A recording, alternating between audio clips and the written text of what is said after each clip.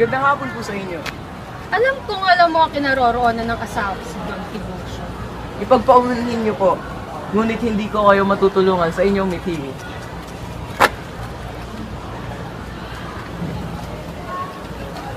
Meron ni Sagani at hindi ka namamansin ng dulaan. Anong iyong gustong ipahiwatig? Nakatuwa ng iyong paningin sa mga nagagandang babae sa dulaan. Nanonood lamang ako ng dula, Paulita. Walang masama roon. Kayo nga ni Juanito parang...